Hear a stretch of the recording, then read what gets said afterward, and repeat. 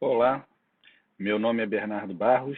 Eu vou falar para vocês sobre o uso da tecnologia 3D na prevenção do pé diabético. Não tem conflito de interesses. Nossos objetivos vão ser falar de inovação, falar de escalonamento do tratamento, quer dizer, a gente poder divulgar isso e multiplicar. O livre acesso a uma tecnologia que é cara, mas que a gente pode transformar numa tecnologia um pouco mais barata. A customização, para que não seja simplesmente uma palmilha ou simplesmente a base para um pé, mas que a gente consiga de fato customizar, que ela seja feita em tempo real, que existam tecnologias para isso. Ela pode ter uma confecção remota, então quem está desenvolvendo isso não precisa estar perto, pode receber as informações e enviar as informações, por exemplo, para uma impressora 3D. Que ela seja não só para prevenção, mas também para o tratamento, então diminuindo a pressão no paciente com neuropatia e, eventualmente, no paciente já com a úlcera, também tem aí um efeito. E a ideia também dessa apresentação é difundir conhecimento. E qual o tamanho do problema? Na verdade, já é conhecido de todos que o diabetes vai aumentar, que a população vai envelhecer, mas o quanto isso é real, então, para a nossa realidade aqui, para a América Central e América do Sul, a gente vai ter um aumento aí de 55% no número de diabéticos, né? Nos próximos anos, pequenos e muitos anos, mas 2 de cada 5 pacientes, quer dizer, quase a metade desses pacientes não sabem que são diabéticos. Então, isso é um problema realmente muito grande, com 10% dos gastos com a saúde estando relacionados ao diabetes.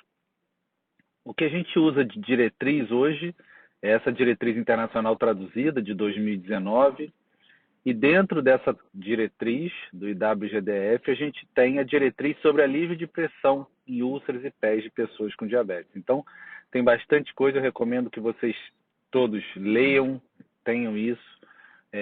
Tem bastante coisa difícil, mas a maioria das coisas é simples e é para ser usado no dia a dia. Um dos diagramas, né, uma das dicas que eles têm para a gente seguir é esse gráfico que eu estou botando para vocês aqui, esse algoritmo, né? Então, as pessoas com diabetes, neuropatia e úlcera, se a úlcera é não plantar, a gente tem que usar um dispositivo de alívio de carga, mas pode ser um dispositivo removível e proteger as áreas da úlcera. Se a úlcera plantar de antepé ao médio pé, segue uma série de disposições. Se a úlcera plantar de calcanhar, também uma série de disposições. Então, não vou falar sobre cada uma delas aqui, mas isso já está muito bem definido pelos estudos. Na maioria daqueles gráficos aqui, desse diapositivo anterior, o que a gente tem que usar é o gesso de contato total ou o gesso removível, né? A imobilização removível são os estudos, de fato, que trazem muito resultado. Esses sapatos de alívio de pressão ou sapatos adequados são usados quando esse tipo de gesso de contato total ou gesso removível não podem ser usados. Aqui também uma dica, tirando o hálux, quando é lesão só dos dedos, a gente pode usar o gesso de contato total ou removível, sandália para cicatrização ou um sapato customizado. Quando é no primeiro metatarso, é no primeiro podo, né, no hálux, ou nos metatarsos, gesso de contato total já começa a ser imprescindível para cicatrização. Então, aqui a gente falando de cicatrização, é importante o gesso de contato total, que no Brasil a gente usa menos pela disponibilidade, precisa voltar a ser usado porque a cicatrização de 3 a 4 semanas é fantástico. Existe um dispositivo que chama TCC-EZ, que é um gesso mais fácil, ele já vem pronto, você faz. Também uma taxa de cicatrização muito boa, um preço um pouco mais elevado, mas infelizmente o paciente tem que continuar o cuidado depois, porque senão essa úlcera, essa lesão do pé diabético volta a aparecer. E aí, vamos começar a falar um pouco de tecnologia. E aqui é um dos laboratórios que produz, ligado à podiatria. Nos Estados Unidos eles têm essa especialidade, né, podiatria. E aí como é que eles chamam de insole essas solas? Né? Existem várias maneiras de isso ser realizado. Uma delas a gente tem no Brasil, que é justamente a barometria de pressão. O paciente passa por aqui, ele passa caminhando, né? E você vai tirar a impressão de como ele passou caminhando e vai sair uma impressão assim como essa aqui. E aí diz exatamente onde tem mais pressão, quais são as diferenças do pé. Existem dispositivos digitais já para isso. Então o paciente faz a caminhada ali em cima ou passa caminhando com os dois pés nas duas direções, e você também tem essa imagem em vermelho, vocês podem perceber onde há mais pressão, onde há desvio da pressão, que são pontos onde vai haver primeiro a lesão. Depois de avaliar onde são os pontos de pressão, um scanner de volume, que avalia todo o volume do pé, e essa é a maneira que a gente tem com mais frequência esse molde. Depois disso, isso é avaliado ou diretamente no scanner, ou eventualmente por um dispositivo que eu vou mostrar mais para frente para vocês. E a gente consegue fazer, através de um software de computador, a palmilha com os seus recortes e a tecnologia de produção disso de maneira automática, com vários pontos, e a gente consegue, de fato, criar um grande número de sandálias, ou calçados, ou palmilhas. Lembrando que muito mais para prevenção, para não recidivo da úlcera de pressão, do que para tratar ferida, porque no tratamento de ferida, o mais importante ainda é o gesso de contato total, é o que tem o maior efeito. Isso aqui é uma outra opção que já existe no mercado experimentalmente ainda, usando dispositivos digitais portáteis. Você faz a fotografia, tanto da sola do pé quanto do pé em movimento, principalmente com arqueamento dos dedos, e ele te dá no software onde estão os pontos de pressão, de maneira bem simples. Esse software, ele na verdade ainda está sendo desenvolvido. Você vai dizer qual tipo de calçado, qual o tamanho do calçado, qual o tipo de... a proposta, né? Se é para esporte, se é para trabalho.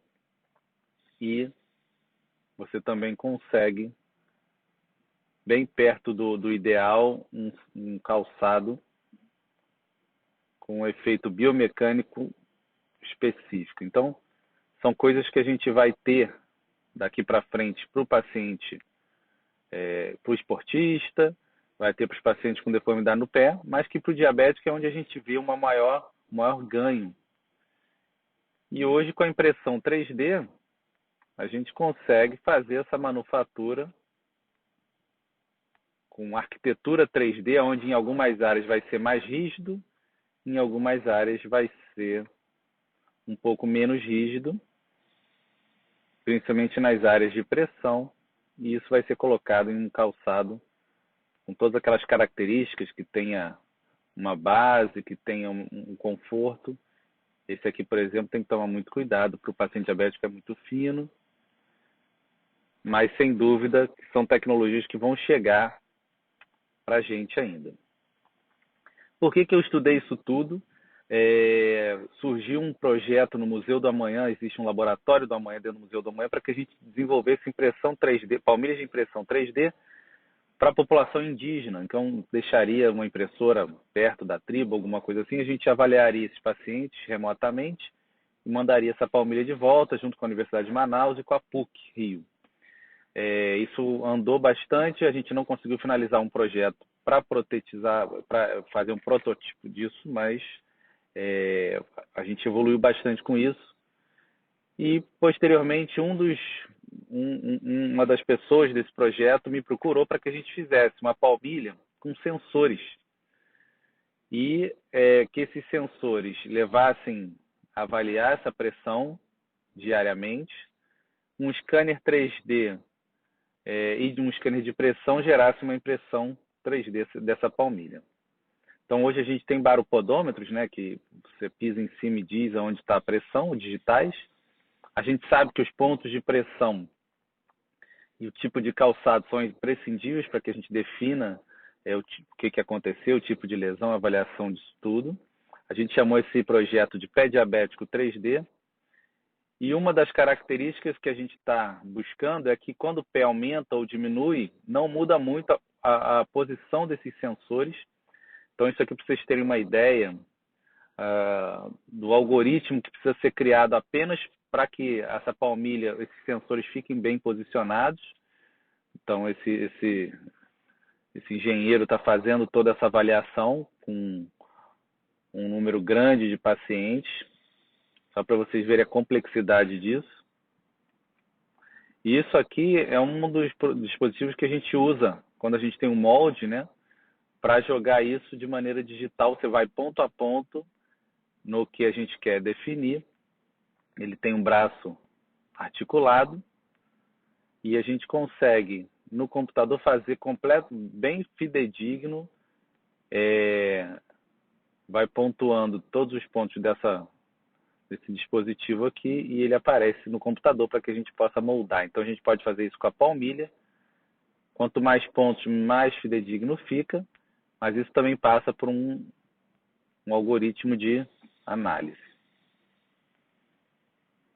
Recentemente, eu tive a oportunidade de participar de um hackathon.